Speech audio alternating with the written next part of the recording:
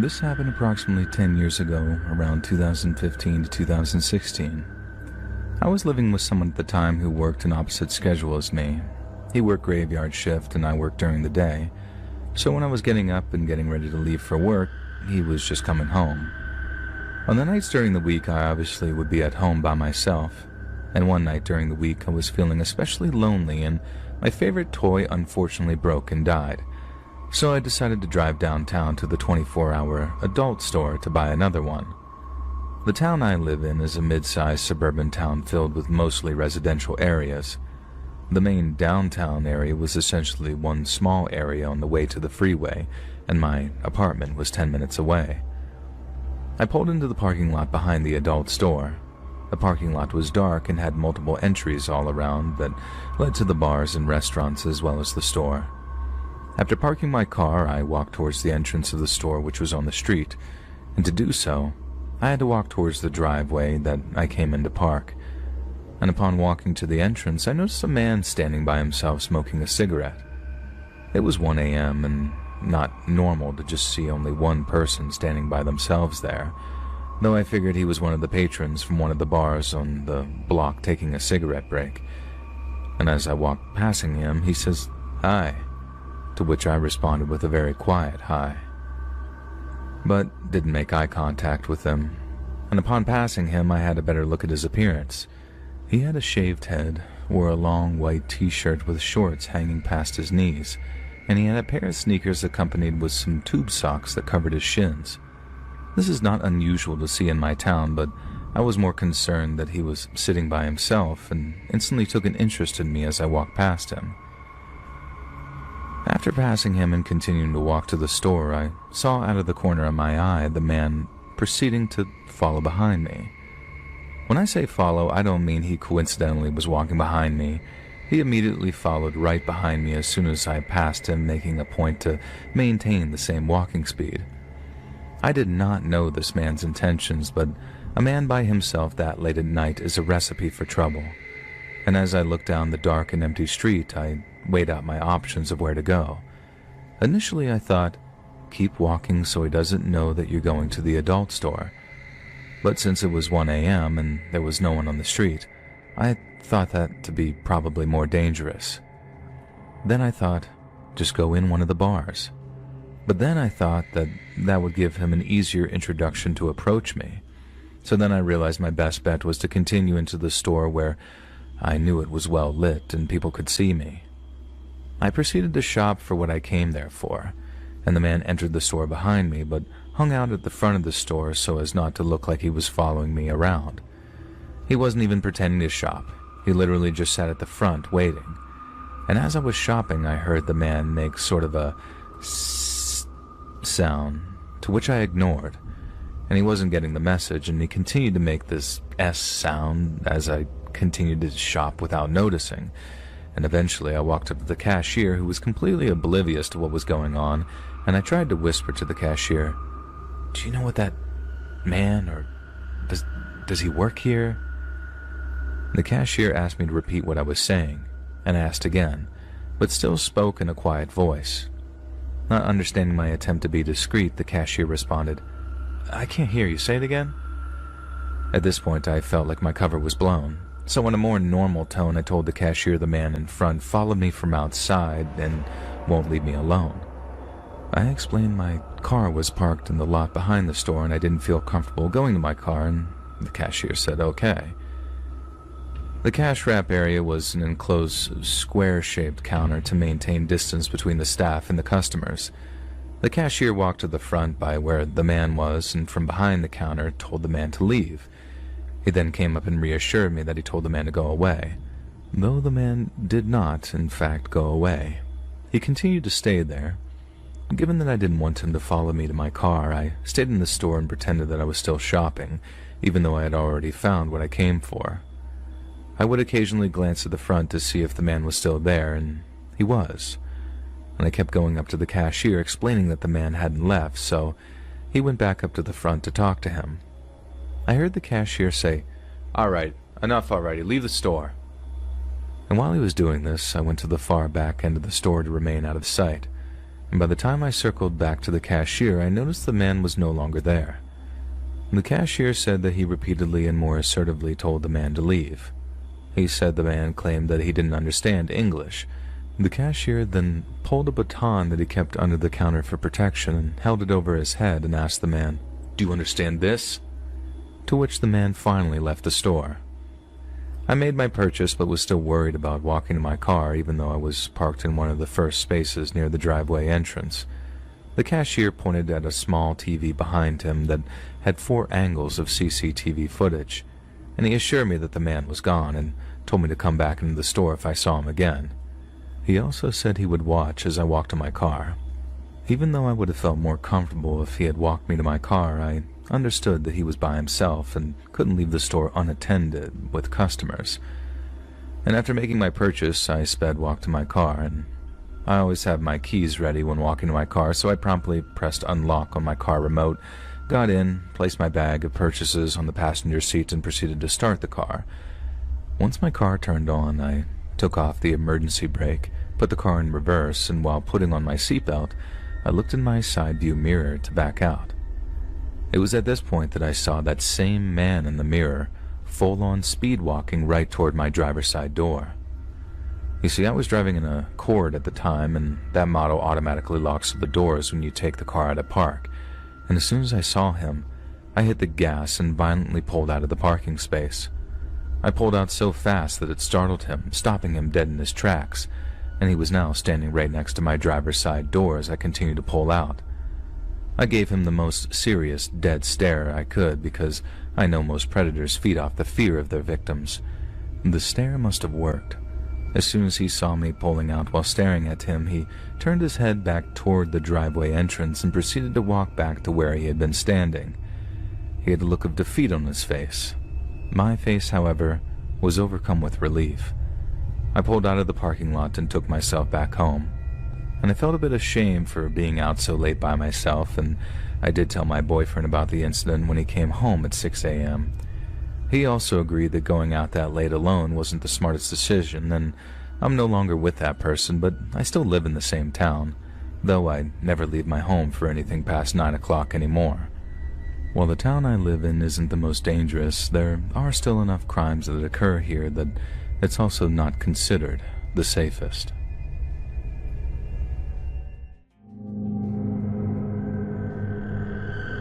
It was a Friday night, and my cousin, along with her brother, was staying over at our house in Bathurst, New South Wales. My cousin was about 15 years old. We lived in a 2-story home, so my parents and her brother were downstairs in the den. My younger sister and I were in the living room, while my older cousin was in a spare bedroom getting ready for bed. I was curled up on the couch, watching TV, when suddenly a loud scream pierced the air. I jumped up and ran to the spare room to see what had happened. My cousin was sitting upright, her face pale. She told me the bed had been shaking, and thinking she was joking, I told her to stop messing around and went back to the couch. 15 minutes later, another scream rang out, even louder than before, and I rushed back to the spare room, yelling, "What's wrong now?" And with wide eyes, she said the bed was shaking. Just as I was about to walk away, the bed started moving wildly in front of us. It shook back and forth as if someone or something was gripping it. My cousin burst into tears and jumped off the bed, and the shaking stopped instantly. I checked under the bed, convinced her brother was pranking us, but it was empty. Was it a poltergeist? And to this day, I don't know if we imagined it or if it was something real. Neither my cousin nor I have talked about it since. A week later, another strange thing happened. It was a quiet Wednesday evening, and I was alone in the house reading a book. My family had gone out for dinner, and I wanted some peace and quiet. I was deeply engrossed in a suspenseful chapter when I heard faint whispers coming from the hallway. I thought that it was just the house settling or the wind outside, but the whispers grew louder and seemed to move closer. My heart pounded as I put my book down and listened more carefully. It wasn't my imagination. There were real, murmuring voices in the hallway. Summoning all my courage, I walked toward the sound. The whispers stopped the moment that I stepped into the hallway. The hairs on my neck stood up and a chill ran through me. Over the next few days, strange things happened more frequently. Lights flickered for no reason, doors creaked open by themselves, and some rooms had inexplicable cold spots. We tried to convince ourselves that it was faulty wiring or drafts, but it happened so often that it became hard to ignore. One night, while brushing my teeth, I saw a shadowy figure in the bathroom mirror behind me. My blood ran cold, and I quickly turned around, but the room was empty. I splashed water on my face, hoping that I was just tired, but the image of that shadow haunted me. These events terrified us. My cousin and I were too frightened to sleep alone, so we started sharing a room, and our nights were filled with uneasy sleep and whispered questions like, "Did you hear that?" during the dark, quiet hours. We didn't tell our parents, afraid that they wouldn't believe us or would think that we were just causing trouble. And one night, the strange activities escalated to a peak. My family and I were in the living room trying to watch a movie, and halfway through, the lights flickered and the room became freezing. We huddled together, our breath visible in the cold air. Suddenly, the TV turned to static and whispers filled the room. The whispers grew louder, almost deafening, and objects began moving by themselves. Books flew off the shelves, picture frames shattered, and an old clock chimed erratically. In a panic, we ran to the den for safety, and that eerie activity followed us as if something unseen wanted us gone. In the chaos, we decided that we couldn't stay any longer, and we packed our things and left the house that night, staying at a friend's place. And leaving was hard, but it was necessary for our peace of mind. Weeks later, when we returned to collect our belongings, the house felt different. The unsettling presence seemed to have vanished, leaving a very eerie silence, and we moved out soon after, leaving behind what had once been our home, but had turned into a place of unexplained terror. And that's our story. We don't really talk about it much, but to this day we have no idea what was really going on, and sometimes I think it's just better to let these things be.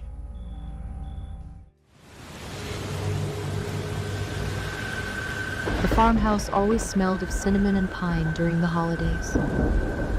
And this year, the smell felt like a disguise. Beneath the warmth was something sharp and metallic. I stood at the kitchen window and watched snow settle over the gravel drive. My reflection stared back at me, too pale, eyes tired in a way sleep never fixed. It had been 3 weeks since the first phone call. 3 weeks since I understood the silence on the line wasn't a glitch. It was breathing. Then the gifts started. A lock of hair, a photograph of me sitting at my vanity. Claire, hiding again? The voice was smooth and calm. I turned. Julian leaned against the doorway.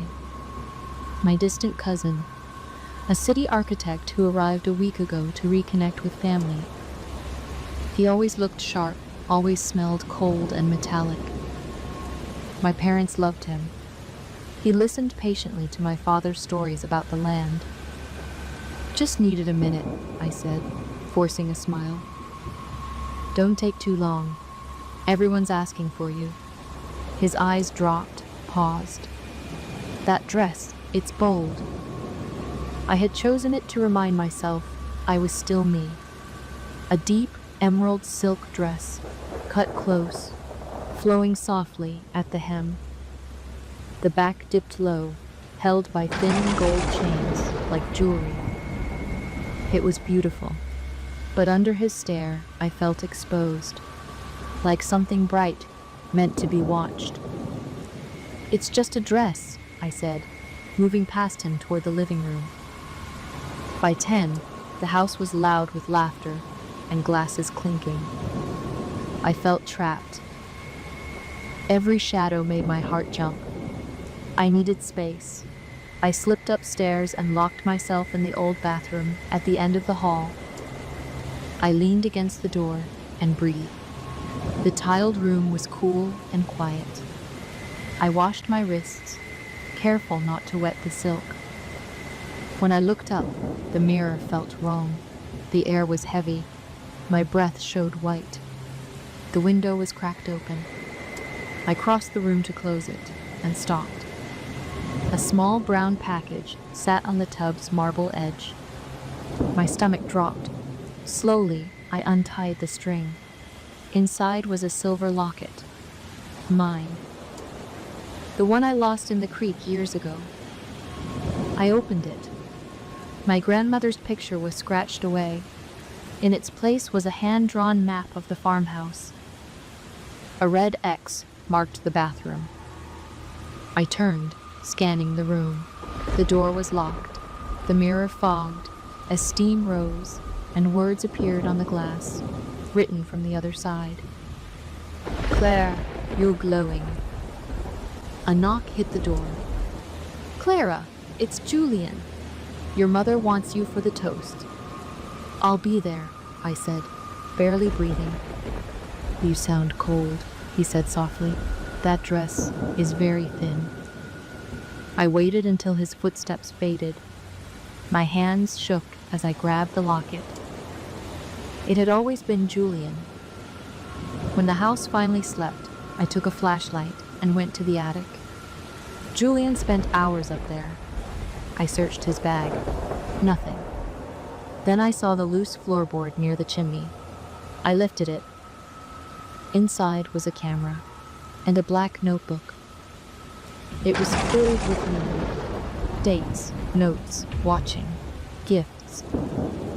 The last entry was from tonight. "She's almost ready. You always were clever, Clara." I froze. Julian stood at the top of the stairs, sleeves rolled up, holding the front door key. "They won't believe you," he said calmly. "You've been stressed, afraid, imagining things." "Why?" I whispered. "Because this is mine," he said. "You're the only thing here worth keeping." Behind me was the attic window. Below it, snow. But I knew this house. I knew the weak floor. I knew the weight of the trunk beside me. "The game's over," I said. When he lunged, I kicked the trunk. The floor cracked. His leg went through. I ran. The emerald silk flew behind me as I grabbed the fire poker and reached the phone. The house still smelled of cinnamon and pine. But the disguise was gone. I wasn't his prize. I was the one in control. While I waited for the police, I stood in the kitchen and listened to the house. Every creak felt louder now, stripped of its lies. I realized how long I had been shrinking inside these walls, second, guessing my fear, letting others explain it away. Julian hadn't just stalked me. He had studied the way people dismissed quiet women. The notebook proved it, but the house proved something else. It had held my memories, my grandmother's voice, my childhood hiding places. Tonight, it chose me. As the sirens grew closer, I finally felt warm again. The fear didn't vanish, but it loosened its grip. I knew it would take time to sleep without listening. Still, I had survived. And that mattered more than anything he ever planned.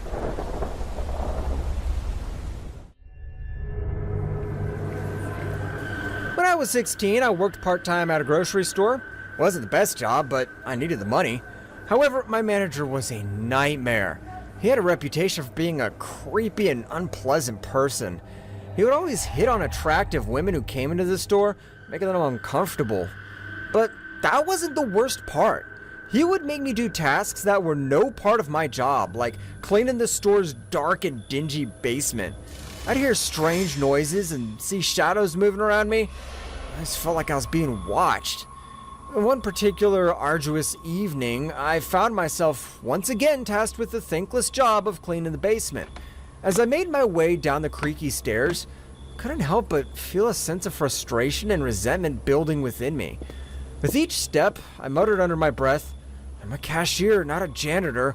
Why did he even hire me if he just wanted me to do these menial tasks?" Suddenly, my train of thought was interrupted by a loud and jarring crash that seemed to emanate from the darkened corner of the room.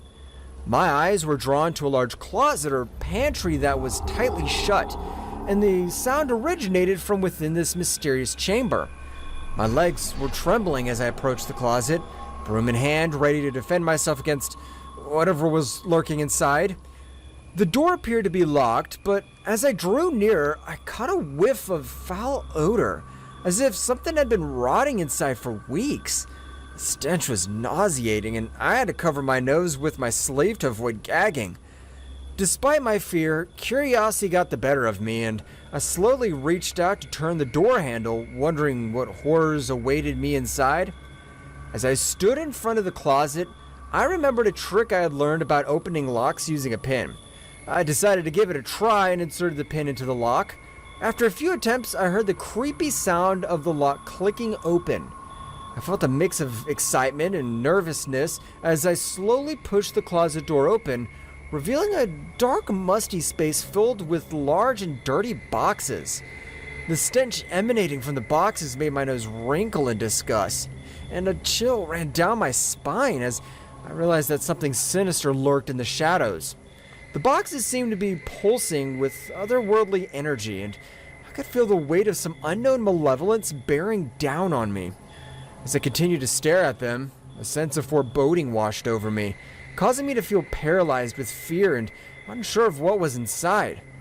My body was suddenly not my own, as I felt an inexplicable force taking over, urging my hands to reach out for one of those grubby boxes. My mind was in a complete state of panic, screaming at me to turn around and run away from whatever was happening to me. However, my limbs were completely out of my control, and my fingers proceeded to grip the box's edges as if they had minds of their own. Slowly, my hands moved as if guided by an invisible force, and then, in one swift motion, the lid came off and the contents were revealed. My eyes widened in terror as I beheld the gruesome sight before me, and I felt a primal fear grip me as I realized that something truly evil had been going on in this basement. The silence in the basement was unnerving, and it made my skin crawl. Suddenly, I heard a pair of heavy footsteps slowly approaching.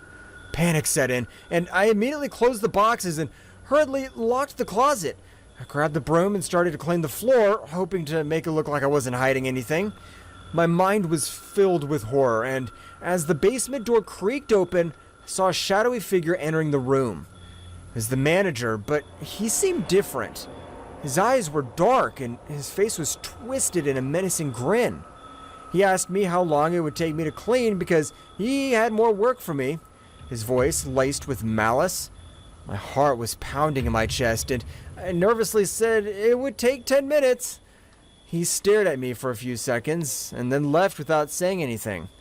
As I continued to clean the basement, I couldn't shake off the feeling that I was being watched. Every sound and movement made me jump, and the closet seemed to be calling out to me, begging me to open it. But I knew better than to give in to my curiosity. As I finished cleaning and was about to leave, I heard a faint whisper from the closet. It was a voice that sounded like it was coming from the depths of hell, and it said, "Don't leave us here." I ran out of the basement as fast as I could, my heart racing with fear. Despite my manager telling me I had more work to do, my heart was beyond uneasy. The memories of the horrific scene in the basement kept flashing in my mind like a terrifying horror movie.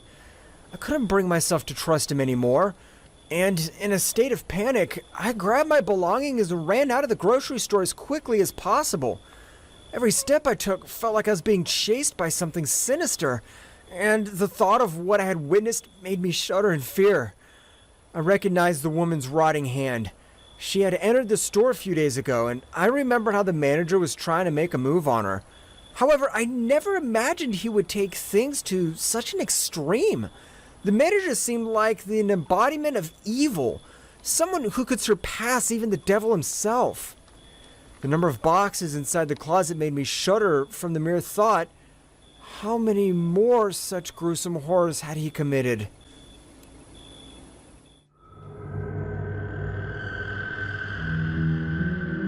Have you ever found yourself making a spontaneous decision that ended up putting your life in danger? I know the feeling all too well. Looking back, I realize how foolish I was to ignore the warning signs and trust my impulsive instincts. Now, I'm left with nothing but regret for the life I had, the person I used to be. This is the story of how I went from having it all to losing everything in the blink of an eye. It was a bright morning in early May, and I was sitting at my desk going through my emails and sipping on my coffee. I had the perfect job, a great salary, and a comfortable life without any trouble. But something inside me urged me to take a risk and ruin it all. At first, I didn't think much of it. It was just a fleeting thought. But the more I dwelled on it, the more it consumed me. Soon enough, I found myself throwing caution to the wind and making a reckless choice that would turn my life upside down. The sudden impulse to resign from my job took me by surprise. Without giving much thought, I found myself typing in my resignation letter, my fingers moving hastily over the keyboard. As I completed the letter, I got up from my desk and headed straight to my manager's office to seek his signature before submitting it to the HR department. Upon seeing me, my manager's face contorted with worry, and he asked what was wrong and why I wanted to leave. I was taken aback, not knowing how to articulate my thoughts. I couldn't say that I wanted to experience the uncertainty of being unemployed, so I told him that I needed a break from work life for a while. My manager, sensing something amiss, suggested that I could take a leave if I wanted, but I declined, knowing that I needed to follow through with my decision. As soon as my 15-day notice period ended, I found myself jobless yet financially stable. Without a second thought, I was seized by a sudden urge to engage in reckless behavior that I had never dared to indulge in before. Smoking, drinking, drugs, and other impulsive acts. In the initial 15 days, I was able to recall the events of each day, but as time passed, my impulsive behavior grew on me, and my memory of everyday life became blurred. I vaguely remember my morning routine where I would light a cigarette before even thinking about having breakfast. Time flew without wings, and the reality of the situation finally hit me when I decided to check my bank account for the first time in 4 months. To my dismay, I had burned through 80% of my savings. Panic set in as I realized I needed to find a way to make ends meet, but the thought of returning to a corporate job was unbearable. I needed a change of pace, something that would allow me the flexibility to indulge in my newfound unhealthy habits, but also afford me enough to pay the bills. After days of searching, I stumbled upon a part-time job at a local grocery store. It was an evening shift job, but the pay was good enough to sustain me. Although it was nowhere near the salary package I had been accustomed to at my previous job, it was enough to keep me afloat. My thoughts that nothing could go wrong were proven wrong once again when I was working around 10:30 p.m. and I had the urge to inhale the substance I used to carry in my pocket recently. The store was empty and without a single soul in sight, so I thought maybe it would be fine to sneak to the back alley for a minute and do it.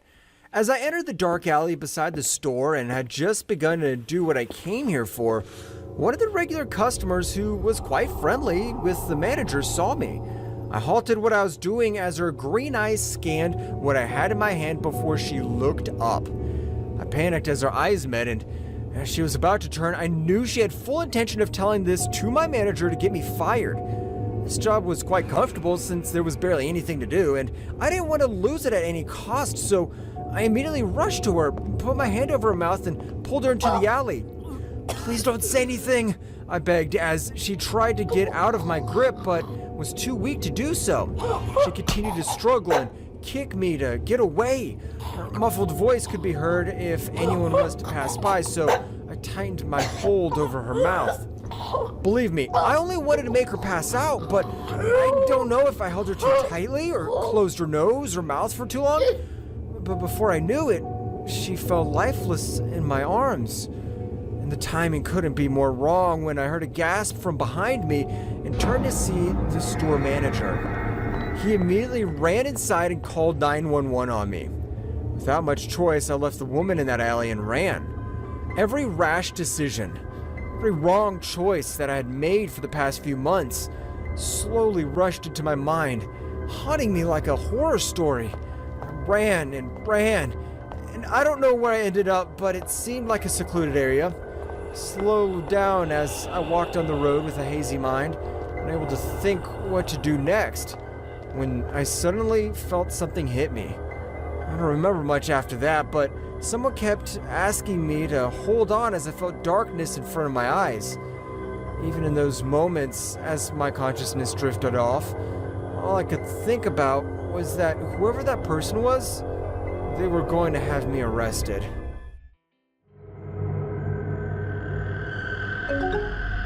The notification bell slightly distracted me from the overpowering pain I was feeling in my lower lady part, which was only getting severe for the past few days. I grabbed my phone and checked the message, hoping not to be him. And luckily, it wasn't. I didn't realize it had been so long. It was Nicholas, my childhood friend who suddenly went off to college one day and never contacted me again. He had sent me the pictures of Shadow and Willow. Damn, I had missed those two fur babies. Well, I miss my friend too, but not as much as these cats. What a surprise! I didn't expect a message from you. My reply was sent within a few minutes. I couldn't hide my excitement since he was one of my few friends I had stayed in high school. Well, if I were to look at it that way, he was the only one who stayed through kindergarten to high school. So, are you in Barcelona? For real? He was typing something, but before he could finish and send it, I texted again. He responded with yes while saying that he was here to stay this time. I told him the truth, that I hadn't visited his home after a few visits 5 years ago when I was not engaged, and how much I missed playing with the two softballs. He said I could visit if I wanted, but that felt awkward considering I never visited them. What if his mom thinks I was there to seduce his son, just like the women in Sebastian's family kept saying whenever I engaged greetings with any man? But his positive response put my mind at ease, and I agreed to the visit. Talking with him brought back all the things that I had missed ever since I got engaged, but now I was fed up with all of this. All my life, I had been in nothing but pain. My parents ignored my whimpers since the only thing on their minds was how to expand their business, and how to overflow their already filled pockets. I clearly remember the age when I had been violated by none other than my uncle by blood. It was at the age of 5, and I couldn't even understand what in the world was happening to me. All I could feel was the pain that was caused by his fingers. I still don't understand if I should cry over the malice that was directed at me or feel lucky that her wife entered the room and rushed toward me to save my life from his monstrous husband. By the way, she divorced him in the following month. After that, I started to avoid him whenever he visited our house.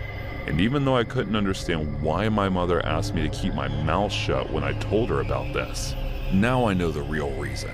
It was because he was one of the major shareholders in their company. The day I realized that the sick man didn't only harass me, but also assaulted his daughter, who constantly compared to me, was when she jumped down on my throat outside the school and roughed me up. As I was wailing on my own, hesitating to enter the school, I saw a boy staring in my direction, and then he started walking toward me. "Are you okay?" He stuttered those words, but for some reason, I started to bawl even louder. I was so embarrassed and scared that someone saw me in this state. If Mom found out, she would scold me. So I ran away. Mom did scold me when I reached home, thinking I picked a fight in school, and I didn't correct her either. After doing me up a little bit, she informed me that she was going to visit one of her new friends who was also an investor in the company, so I was supposed to get along with her children. The moment I walked into that home, my eyes met with the same kid from earlier, and I backed away a bit, fearing he would tell my mom about me crying. "I'm Nicholas." I was surprised to see him smiling as he introduced himself to me, as if he had met me for the first time. Thinking he might not remember our previous encounter, I smiled back and introduced myself. And as I was doing this, I did notice him stuttering for a few seconds before gaining composure. It felt good playing with him, till Mom chatted with her friend. Finally, I had a friend of my own. The two of us started to grow closer as friends, since he also went to the same school as me. The day when our school asked if we wanted to enroll in the martial arts and self-defense class, I was the first one to raise my hand. From that day on, I started working hard on making myself stronger so that no one could ever harass me. I was in my 3rd year of middle school when I first saw Sebastian, who was visiting with his father, who was to discuss something with my dad, and I immediately developed a one-sided crush on him. As time passed, my feelings for him remained the same, and the day I first heard about my engagement talk with him, I fell over the moon. And judging by the way he was looking at me with excitement in his eyes, Sebastian felt the same about me. After the graduation, I overheard Mom telling Nicholas's mom about my engagement date getting fixed, and since it was my first time hearing about it, I got embarrassed with all the same excitement as well. I got occupied with all the engagement shopping and preparation that I didn't realize Nicholas left for college until the day I visited his home with my mother to give him an invitation to the party. Just a month after the engagement, everything started to change. Sebastian started to get annoyed with me being friendly to any male, whether it was his father, cousin, or anyone. Annoyance evolved into a rage as he started screaming whenever any guy approached, whether it was my fault or not. The last time I went to visit Nicholas's mom and their cats, he called me asking where I was, and when I told him, he simply said he was on his way to pick me up. As I exited the house and approached him, something hard fell across my face, bruising my cheeks. My head turned to the side, and my eyes met with Nicholas's mother before tears filled in them. I didn't say anything, and silently got in the car. I don't know what Sebastian said to my mom that she somehow managed to convince Nicholas's mother to keep her mouth shut, but I didn't care, because I had already decided never to go there. That slap was nothing in comparison to what he started to do next. At first, I resisted him and used my skills on him to avoid his heinous actions, but he got my parents involved while threatening their partnership, so my parents asked me to stop fighting against him. I still remember my mom's words. "Oh, I had put up with your father all your life, so why can't you? You're going to be his wife anyway, so why not start getting used to it beforehand?" After putting up with it for almost 6 years now, I think it was finally enough, and I was not going to take it anymore.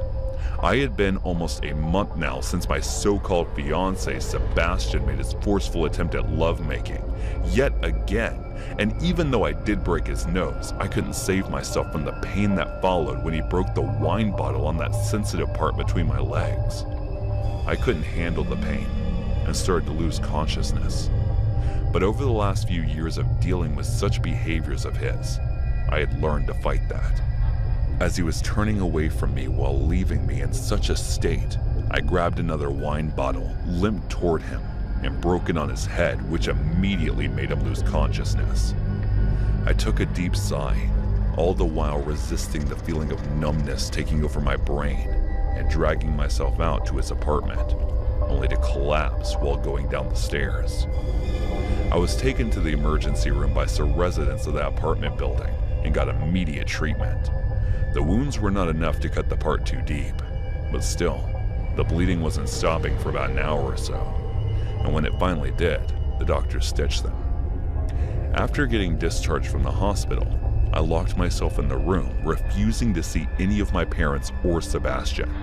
I knew if I were to say that I did not want to marry that monster, they would still keep forcing me. So I decided to run away as soon as I got recovery. Even though my visible wounds were healing, the pain just doesn't go away, and the nightmares just won't stop where all these people force me to do things against my will. That was when I received Nicholas's text and we decided to meet. I told him a few things about not wanting to marry Sebastian, but I never told him the reason, because I knew how he was even in school. When someone even just touched me, he would just throw insults at them, so much till they never even come closer to me. He was more like an overprotective brother to me. The next day when I entered his house, I realized no one was there besides him, so the two of us were alone. I also realized how much he had changed from that almost nerdy cute kid who always had the anger on the tip of his nose to this handsome, cheerful man who was giving off a bad boy vibe. We talked for a few moments. Then he told me to head to his room till he was bringing a drink for us. After entering his room, I realized not many things had changed. That was when my gaze went to the novel I lost in the first year of high school. I picked it up and started going through pages, when I found a withered lily inside those pages. I remember giving this to him when we entered high school together, but I never realized he was still keeping it. That was when it hit me. Did he like me? I turned my head to the door, only to find him staring at me with a slightly pleased smile that seemed barely visible. For some reason, my heart started thumping with the realization of his feelings for me. He handed the juice gently, and then he opened the beer can that he brought for himself. I was feeling so hot that I gulped the juice in a single breath, and as the last sip was finished, my head started to feel heavy. As I tried to look in the direction of the man standing in front of me, my vision started to get distorted. Since I had grown a little resistant to the drugs and the pain, I was able to fight it in my brain. I felt someone grabbing me and putting me somewhere. Then someone whispered something in my ear that I couldn't understand. But all of this was too terrifying to me, which intensified with the feeling of someone between my legs as a body pushed against mine, triggering back the pain caused by Sebastian. My uncle, Sebastian, and everyone who had mistreated me started to flash in front of my eyes, making my blood curdle. I tried harder to fight the effects of the drugs and was finally able to get through. As I opened my eyes and I looked at the man over me, I couldn't help but see Sebastian's face. All the pain, all the suffering he had caused started to resurface. I immediately grabbed him by his throat and flipped him over, my hands still strangling his neck. Before I could realize the man wasn't my fiancé, it was too late. His breathing had already become too faint for him to get through this. I felt nothing as I saw his last breath leaving his body. No guilt, no sadness, or happiness of killing the man who was exploiting my body. I simply just sat there, staring at his lifeless body with a blank expression. I don't know how many hours passed when I heard someone screaming and calling 911 over me. My senses were still disoriented, and I could not feel anything at that point. A few moments later to the call, I saw someone putting cuffs over my hands and taking me with them. While walking outside the house, I saw Mom and Dad's car stopping in front of the house, and their timorous faces and voices were seen and heard by everyone. My lips formed a smile on their own as they saw me, and their expression change in a rather scared tiff. This smile on my lips was telling them, "Now, you won't be able to force me to marry that weasel."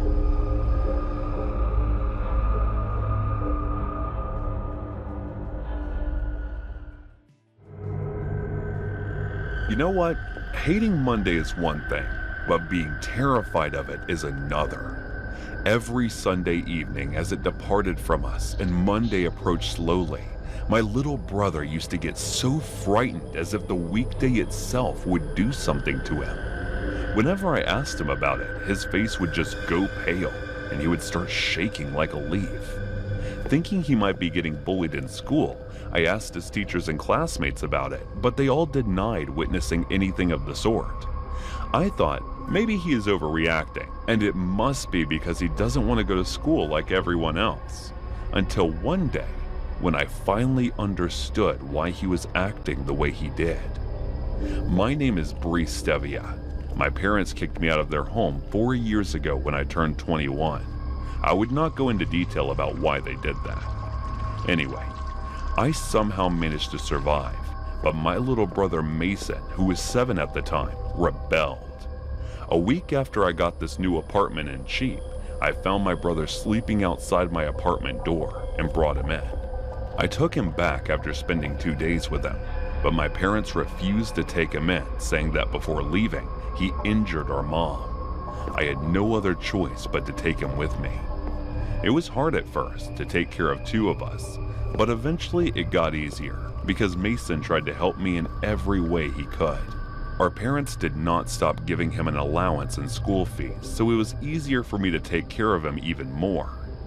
It was 6 months ago that the owner of the apartment asked me to move out of the apartment, and it was so last minute that looking for a nice budget-friendly apartment was harder. But it might be my luck that I came across an advertisement for an even bigger and more spacious apartment than this one within my budget, so I immediately applied for it. After completely moving into the new apartment, Mason seemed happy that he finally got his room, unlike the last one where the two of us had to share. That weekend, I threw a housewarming party for my friends from work, and Mason also invited a few of his buddies. The party was a success, everyone enjoyed it, and they all left after handing me presents. That night I was a bit drunk, so I went to sleep without cleaning up the mess, thinking I could do it early in the morning. But I was awake by Mason's scream that came from his room and ran there only to find him curled up on his bed, trembling in fear. Thinking he might be having a nightmare, I gave him some water to drink, but he did not budge. So I took him to my room to sleep. The next day I asked him about it, but he kept his silence and did not tell me what happened, so I also did not ask after that. I thought that nightmare was just a one-time thing, but I was wrong to assume that. For the next few weeks, the same thing kept repeating, and no matter how many times I asked him, he would just stand still with his pale face without saying a word. I started to feel worried about him, so I talked to Mom and Dad about him. After a few days, our parents visited us and asked Mason to come back, but he refused. As time passed, the screaming coming from his room stopped, and I thought his nightmares might have stopped. But I started to notice that he would seem scared every weekend. It was one Sunday after doing laundry. I went to his room to put his clothes in his room when I saw the plaster of the wall beside his room window was torn up, and there was also wetness there. So I decided to repair it and call for help. "What are you guys doing? Get out of my room right now." The moment he walked into the room, he shouted. As a response, I stared at him in disbelief and couldn't help but notice his trembling body as if he was scared of something. "Come with me." I grabbed his hand and pulled him toward my room. As we got in my room, I locked it from inside and forcefully made him sit on the bed. I was through trying to understand the situation from the sidelines while my brother was suffering from I don't know what. How would I be able to help you if you won't tell me what the problem is? I held both of his hands and said while looking into his eyes. "You won't be able to help me," he muttered. "What did you just say?" I asked, but he remained silent. After several tries when he did not respond, I got frustrated. "That's it. I'm taking your room. You will be sleeping here from now on." As I said in anger, he grabbed my hands tighter. "No, please, don't." I could feel his voice shaking. Give me one good reason why I shouldn't. I had finally gotten to the right nerve, and I was not going to let it go. "Because he might kill you." He hardly let those words out and was still shaking uncontrollably. I looked at him for a minute, unable to find a correct word to speak, and then finally I asked hesitantly, "Who?" "The boy in the wall. He hates adults." As he said this, I heard screaming coming from upstairs and ran there only to find the two workers passed out on the floor. The cracked wall was even wetter than before, which made me feel uneasy. When the workers regained consciousness, they could not recall what had happened to them and why they passed out. So I asked them to go for now and come back tomorrow to fix the wall. I couldn't get Mason's words out of my mind, which was freaking me out. That night, as I was tossing and turning in my bed, I suddenly thought of checking up on Mason. So I looked up at the wall clock. It was 1:30 a.m. After that, I walked to his room, and the moment I stepped in, I got horror-struck by what I saw. A boy completely wet and covered in mud, like something was crawling on the top of sleeping Mason. And the moment he saw me, he screamed so loudly, it felt like my ears would start to bleed any moment. Before I knew it, Mason came running to me, grabbed my hand, and we both ran to my room. He locked the door from the inside, and I was feeling like my heart would burst out of my chest any minute now. I had never felt such terror in my entire life, and my brother was suffering from this for so long. I embraced Mason, and started to cry my eyes out. As we were both freaked out, we could not sleep the entire night. The next day, before heading to school, Mason asked me if I would be okay.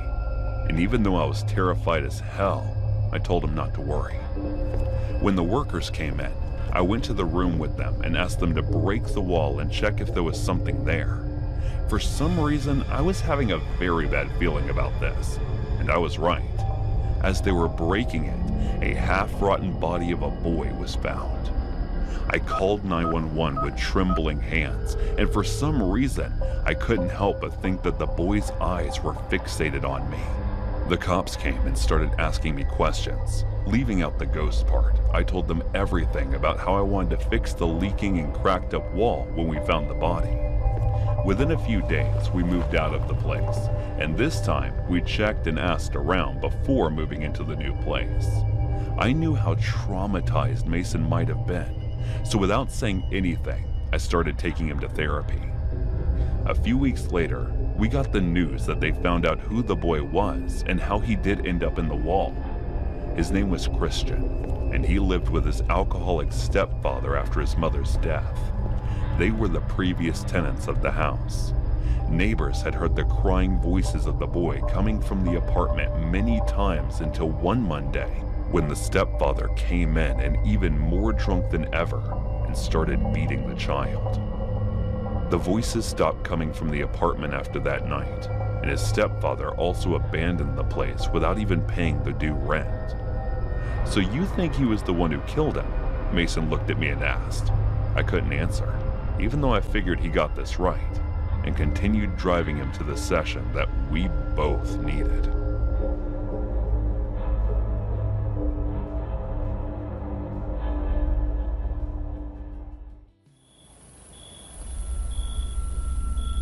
Most people don't even believe me when I tell them, but I have a job where I work from home.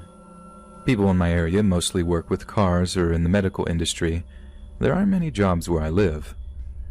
Thankfully, I was able to land a decent paying job that let me work from my home office. It definitely comes with its struggles, but it is hands down the best job opportunity available to me right now. It isn't always perfect. It definitely comes with its pitfalls. Sometimes you have to sit at your computer even when there isn't any work to be done. It's also very easy to get distracted. But I think my biggest problem has to do with the house itself. It's kind of creepy. The house itself is an old Victorian, like really old. We're talking mid-1800s. A family friend owned the house and sold it to me for a very fair price, basically gave it to me. I was super excited because it meant I got a nice big house to live in by myself along with my girlfriend.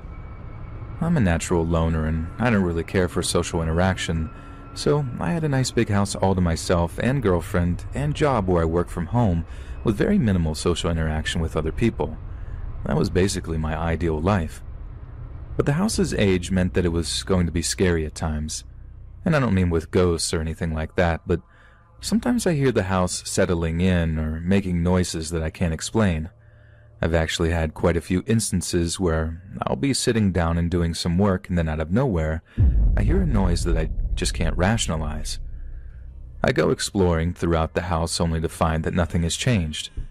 It's as ominous as it is frustrating. I did just about what anyone else in the world would do. I started to use background noise to drown out the disturbances.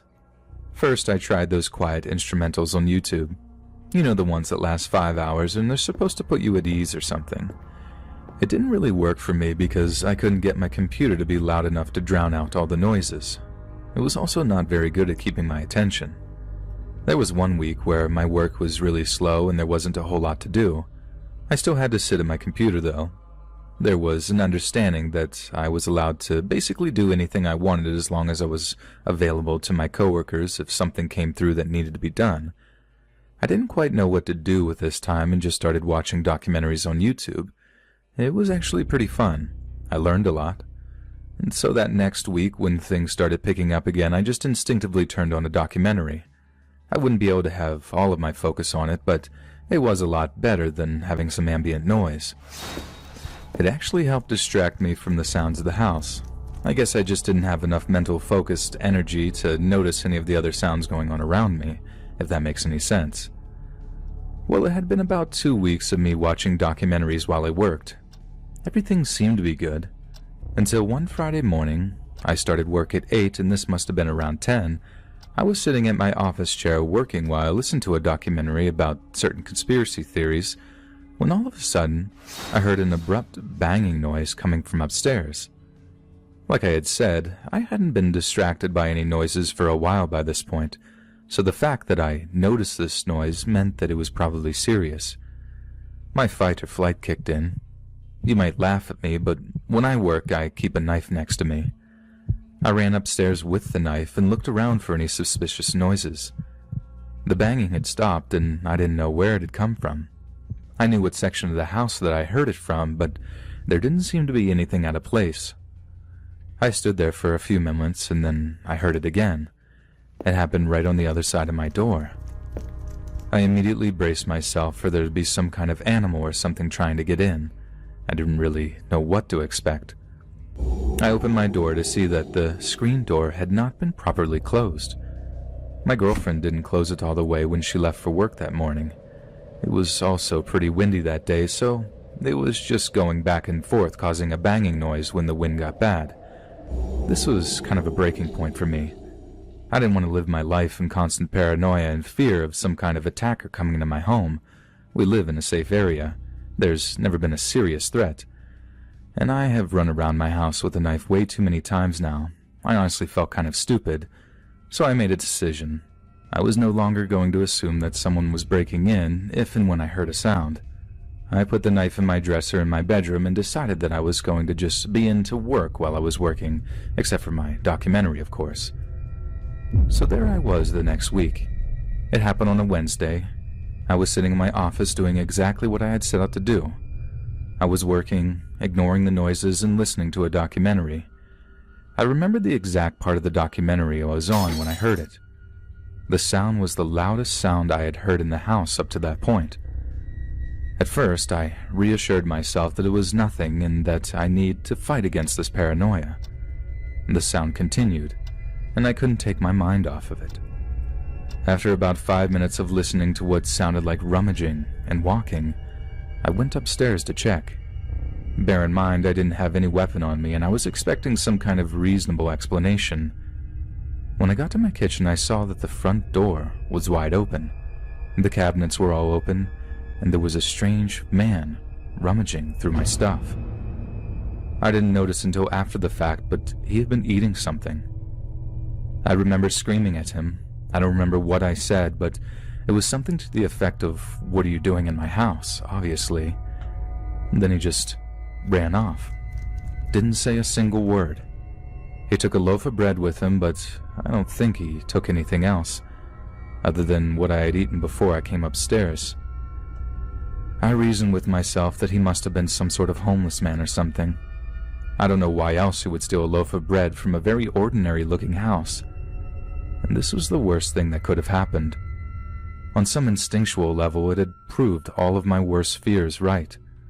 There was some kind of danger in my house, and of course, it was the one time when I didn't have my knife on me. I lucked out that he didn't try to hurt me or anything, but it's still horrifying to see nonetheless. I just work at a local coffee shop now. It's honestly my only way to stay sane.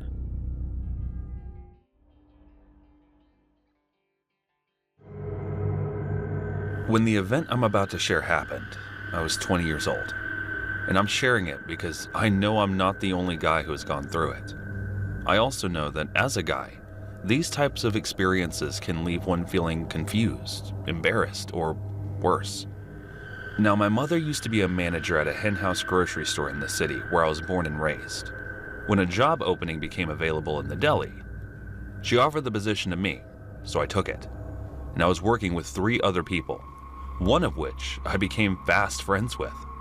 His name was Alvin, and he had moved to the Midwest from Louisiana.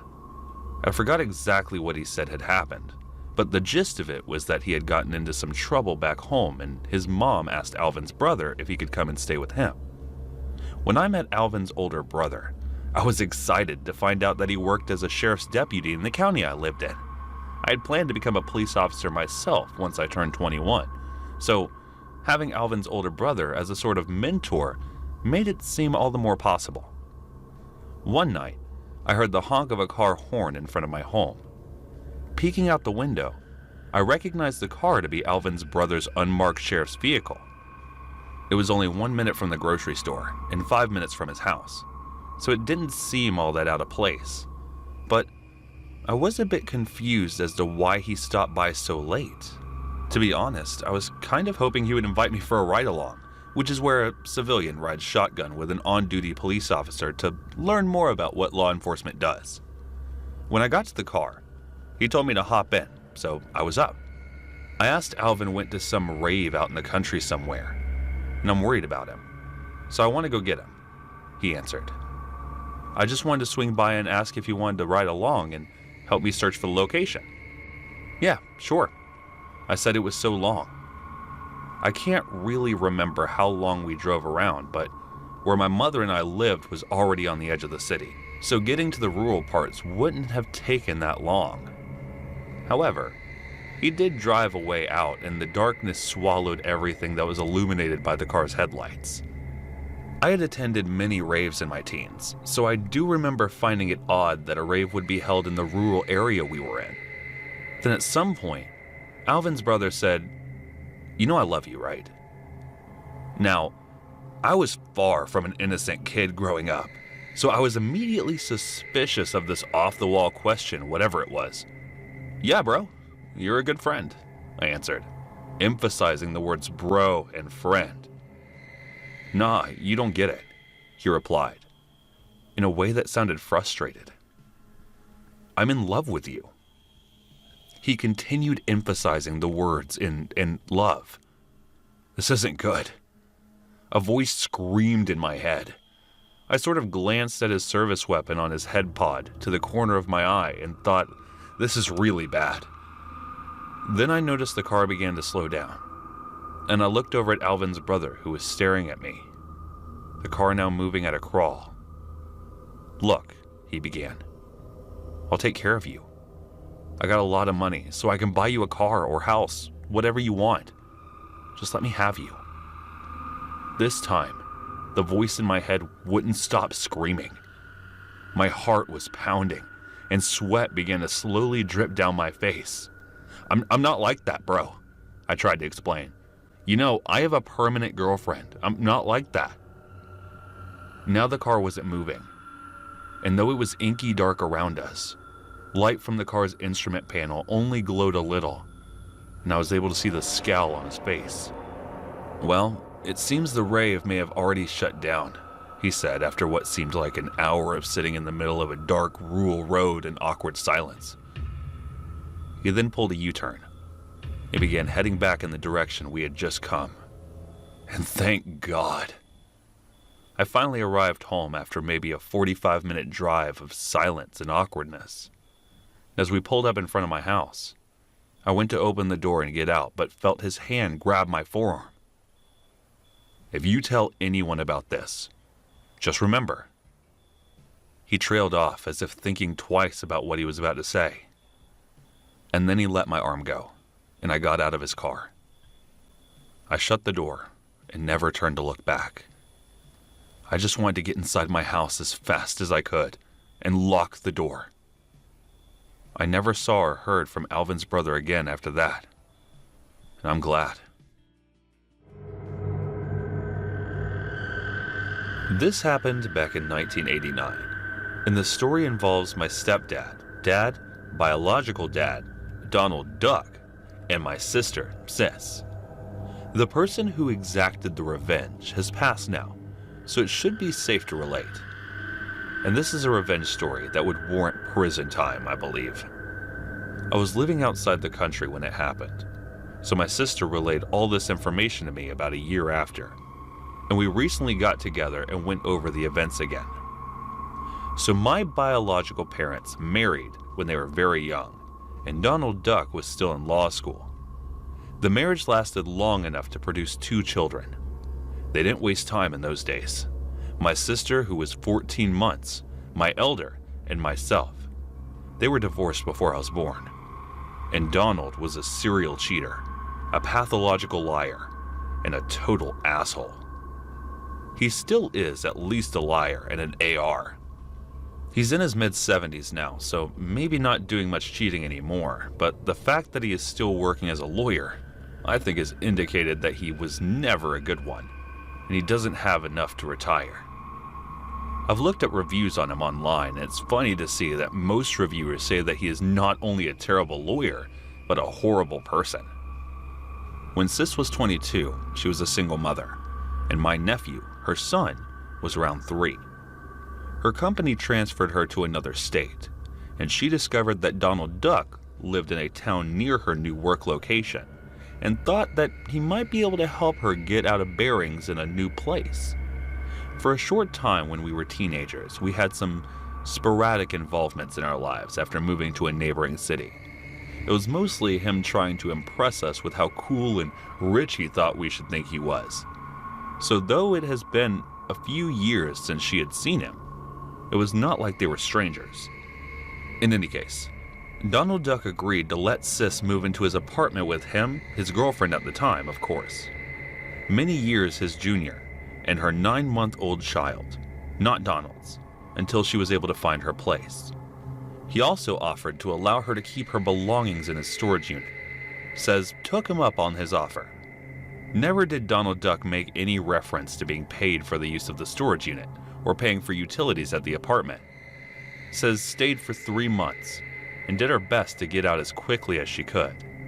And as far as she could once, she became more familiar with the area. Living with him was hard.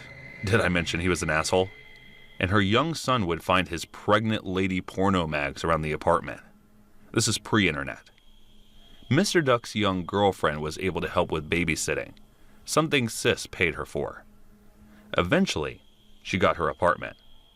But all of her things, her son's toys, her furniture, household items, and everything.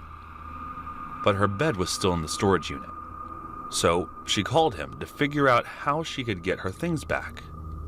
But he seemed to want to hang on to them for some reason. He said, "You are my girlfriend's money for babysitting, and you can't get your things back until you pay her." She said, "Have you talked to her?" "I've paid her everything I owed her."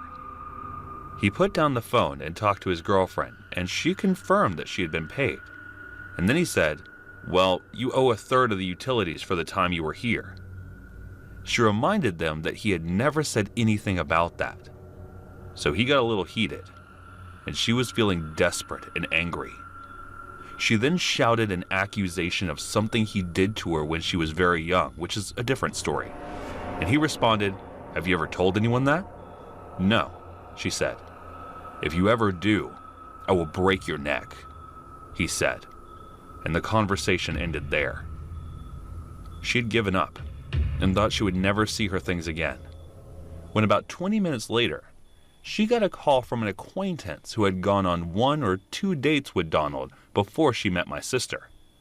She told Sis that Mr. Duck just called her, asking if Sis had ever told her anything he might have done to Sis, hinting at the accusation Sis had made since I had never told anyone, and the acquaintance told Donald as much Sis later calls my stepdad, whom we have always is considered to be our dad, and he was the only father we knew growing up, as he was in the picture before we were old enough to remember.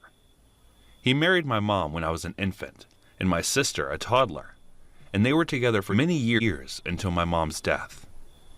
The guy's had a lot of faults. He passed away in 2017, and we often felt better when he wasn't around. But he tried. It's not easy raising someone else's kids. He was our dad as far as we were concerned, and he had legally adopted us. He had a lot of issues, but he hated to see anyone being taken advantage of if they were in a weaker position. In other words, he hated a bully, and Donald Duck was being a bully. When I was in the 1st grade, I rode a school bus with middle and high school students. There were a couple of kids who would bully me, and when he found out, he confronted the bullies and dads, and it ended.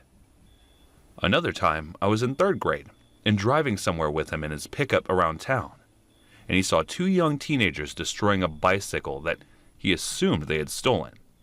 He stopped and confronted them with his big framing hammer.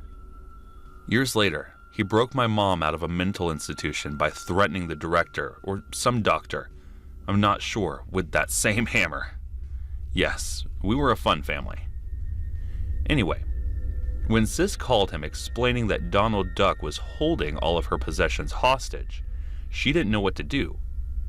He told her that he knew several crisps who would be happy to rough him up and wouldn't even want to be paid. They would just do it for the fun. He was very bothered that Donald was keeping his grandson's things from him and wanted to hurt Mr. Duck. But Sis declined his offer. Then he asked her, what is the thing he values most in the world? His car. She said his car at that point was a Porsche. He had purchased new just a few years before. It wasn't quite the absolute entry-level model, but pretty close. Of course, he had all kinds of arguments about why it was better than more expensive ones, and obviously it was red. Dad was trying to come up with a way to not only get revenge, but to scare Mr. Duck enough to force him to give Sis back her things. She said she was fine with whatever he wanted to do if it got her belongings back, but wanted to make sure none of it could be traced back to her.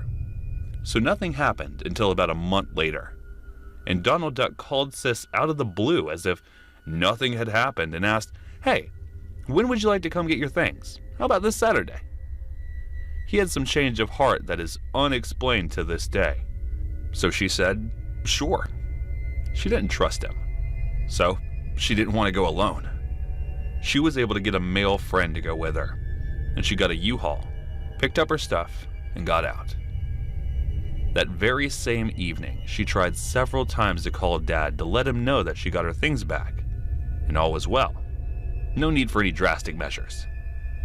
But it was too late. The wheels had been set in motion. He never answered the phone. Remember, these are pre-cell phone days, so when you're not at home, you don't answer. Sis called Mom, who was living separately from Dad for a time. It's complicated, and told her she couldn't reach Dad. Mom said Dad was sick, and that's probably why he wasn't answering his phone. But then at 10:30 p.m., Sis got a call from Donald's girlfriend who asked her, what are you doing? I'm at home in bed. Why? She said someone just blew up Donald's car. My sister's heart dropped. She knew who did it. The police asked Donald who would want to do this to him, and he says his name. So she now becomes suspect number one. Sis asked their girlfriend if Donald was scared, and girlfriend said yes. They were spending the night in a hotel. Fortunately, the call from my girlfriend to Sis, just a few minutes after the explosion, gave us her alibi. Sis lived over 30 minutes away and couldn't have answered her home phone if she had been the one to ignite the bomb. But the bomb did its job well. It had turned the Porsche into an unrecognizable wreck, took out the adjacent car, and destroyed many feet of the carport above both cars. I'm guessing the tank in a Porsche was nearly full. Just after Sis got off the phone, she called Mom, telling her that someone blew up Mr. Duck's car, and she thinks it was Dad. While she was on the phone with Mom, another call came in, and it was Dad. He said mysteriously, "There's a box outside your door. Bring it in. You never talked to me tonight." Sis was a little afraid to open the box, but it turned out just to be some of her son's items that he had left with his grandpa's clothes and toys.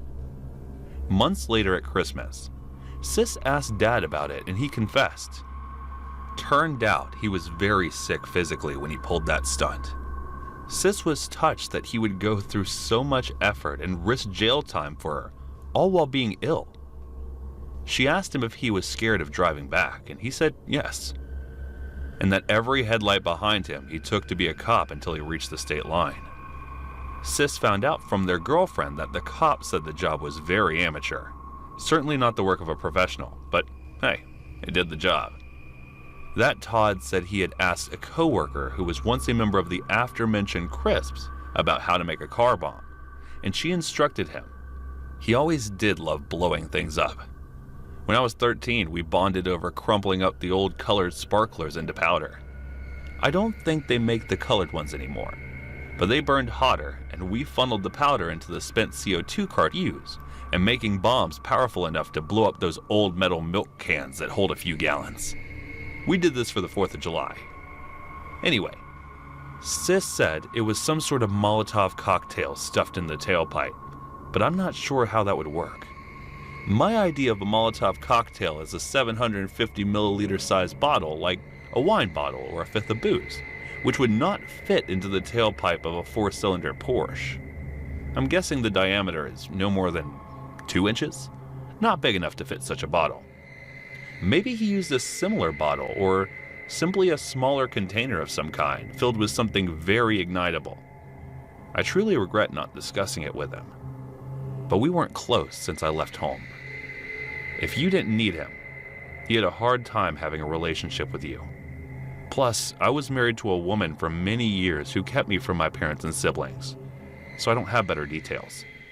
Thank God that 25-year marriage is over, and my current wife loves my family. One hilarious detail: Donald Duck continued to father offspring and date very young women. His current wife is my age, exactly, and he has a daughter many years younger than my youngest child. A couple of years ago, I had a conversation with one of these half-sisters, and she's a marvelous person despite half her DNA. Her mother was never married to Donald, and this sister is the age of my youngest daughter. I told her the story of the exploded Porsche, and she found it very amusing, because she said Donald loves to tell a story about he was prosecuting some mob boss and a couple of thugs came to his door trying to threaten him. Of course, being the big, bad, brave man he is, he didn't back down. And what was his reward? Those thugs blew up his car. I think it's hilarious that he tells this story to his children. But now they know the truth. He's the biggest bullshitter I've ever met. Also, due to Donald's allegations that it was my sister who blew up his car, the condo association or whatever tried to sue my sister for the damage to the carport. But it came to nothing. They were grasping at straws because there was no evidence, of course. But it did scare them and cause her some anxiety. This happened when I was a bartender about 4 years ago, but I think about it often, and it has changed the way I operate throughout life. I now refuse to go to any store alone after midnight. I was 25 and an attractive slender blonde at the time. On a busy Friday night, I was bartending with the bar manager, and he had noticed that we were very low on some bar necessities after the dinner rush. Lemons, limes, bitters, that kind of thing. So I was sent out to a 24-hour grocery store down the road to pick up the odds and ends that we would require to get us through the weekend. I picked up everything that was asked of me without trouble at the store, until I got to the liquor aisle. There were 2 country-looking guys that were probably around my age in the aisle, and they were staring at me and whispering to each other in a way that made me uncomfortable, so I assumed they were making comments about me, all pretty innocent so far. Before they could approach me, I grabbed what I needed very quickly and power walked to the self-checkout. They really booked it out of there, because when you're a bartender, it's kind of like you're on a stage and are required to be charming and interact with people that you otherwise absolutely wouldn't be able to tolerate unless you were being paid to do so. This is another reason why I'm not a bartender anymore. They get the self-checkout and hot on my tail. The 2 guys, I'm scanning my stuff, and they use the scanning station next to me. I get a better look at them now as they are right next to me. One is taller, muscular, an average look. The other one is shorter and more plump. They both looked dirty, and their eyes were completely bloodshot. I'm not even sure if they were high or something, or had already been drinking for a while. They continued to stare at me, and our eyes awkwardly met. So I did the pleasant Midwestly thing to do and flashed them a quick, half-fast, closed-lip smile to be polite. The taller one starts trying to talk to me. "Hey, looks like you're ready to party." "Huh?" I replied something like, "Yeah, something like that. It's not for me, though." They walk close to me and ignore their responsibility to scan their items. "Oh, must be for your boyfriend." Ha! I flash the awkward tight-lipped smile again and roll my eyes slightly. Like this is your hint that I'm not interested, fellas. The taller one continues to try to talk to me. You should come hang out with us tonight. We could show you a real good time if you know what I mean. No thanks, I'm good. Already have plans. But the taller one starts to get upset that his moves aren't working like he'd hoped, and starts using a more threatening tone and moves very close to me, literally 2 inches away. But I ignore him, staying focused on the scanner. I don't think he had showered in a few days by the smell of him. He gets a little louder and says, I see how it is. You probably only screw doctors and rich men like that. You think you're too good for us. We can show you that you want. We can teach you a lesson. Now I'm not sure what context he meant this in, but it definitely wasn't good. Still looking at him, I turn away. So my body is blocking his view of my purse, which I set on the scanner to grab my 4-inch pocket knife out and slide it up my jacket sleeve in case I need to protect myself, acting like I'm searching for my wallet. I do this, however, in view of the self-scan worker station at the podium, and look at her eyes with wide eyes trying to communicate that I do not feel safe and that I might need help. I turn back to the machine and slide my credit card to pay, while the creepy and hostile guys are practically standing on top of me. The machine malfunctions and starts beeping. The lady worker comes over immediately, and the guys standing next to me change their expression from I'm planning to torture you for a few days and toss your body to a creek to just your friendly good old country boys making polite conversation of their hair. They actually tried to act like I knew them and were friends, so the worker wouldn't be alerted to their ill intentions. They tried joking with the worker, saying I was stealing something and that's why the machine went off. The worker was definitely not buying it. She was a 6-foot-tall woman with some muscle on her. I wouldn't mess with her on my best day. She pressed a few buttons on the screen, shooting. The guy's a very unimpressed look when they were trying to act charming and cancels the order completely. She turns to me and says, I'm sorry for the inconvenience, ma'am. The machine seems to not be working correctly. Will you gather your things and I'll ring you up at an actual register? She puts her hand on my back and gives me a wide-eyed look like I gave her a minute earlier, letting me know that she sees I'm in danger. I pick up my things and follow her to the register that's near the security office. The guys linger around the self-scan, still glaring at me, and eventually complete their purchases, but standing at the exit assuming they're waiting for me. I felt like I would be walking to my death. If I made it to the exit in that moment, the workers kept a close eye on the guys and scans my items. As she's scanning, she tells me there really wasn't anything wrong with the machine I was using. It just misread my credit card, and she said I had a bad feeling about those guys from the moment they walked in.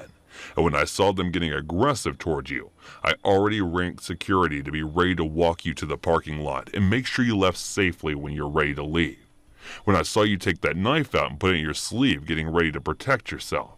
Good girl. As much as I'd like to see you show them they picked the wrong girl to mess with, I'm glad I was able to pull you aside and make sure you were safe. I see them waiting by the door for you.